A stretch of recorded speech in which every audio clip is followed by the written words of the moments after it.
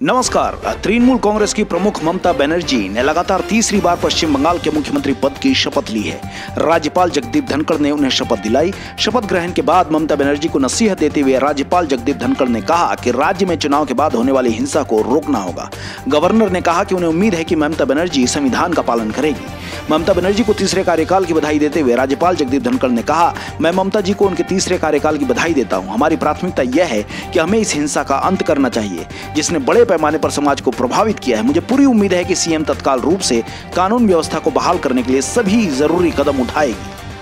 इस पर ममता बनर्जी ने राज्यपाल को आश्वासन देते हुए सभी राजनीतिक दलों से शांति की अपील की। उन्होंने कहा, मैं हिंसा बर्दाश्त नहीं करूंगी, आज के बाद ऐसी घटना ना हो। ममता बनर्जी ने कहा कि अभी तक बंगाल का प्रशासनिक तंत्र निर्वाचन आयोग के अधीन था, अब हम गड़बड़ियों से निपटेंगे। ममता बनर्जी के शपथ ग्रहण के दौरान ठीक 10:45 पर कोलकाता स्थित बीजेपी दफ्तर में बीजेपी विधायकों ने नफरत की राजनीति के खिलाफ शपथ ली। बंगाल में चुनाव के बाद हुई हिंसा के विरोध में बीजेपी देश के अलग अलग हिस्सों में प्रदर्शन कर रही है। कोलकाता के बीजेपी दफ्तर में जेपी नड्डा ने कहा, जैसे जैसे नतीजे आए हैं वैसे वैसे यहाँ राजनीतिक हिंसा का तांडव देखने को मिला है। यह लड़ाई हम निर्णायक मोड़ तक लड़ेंगे।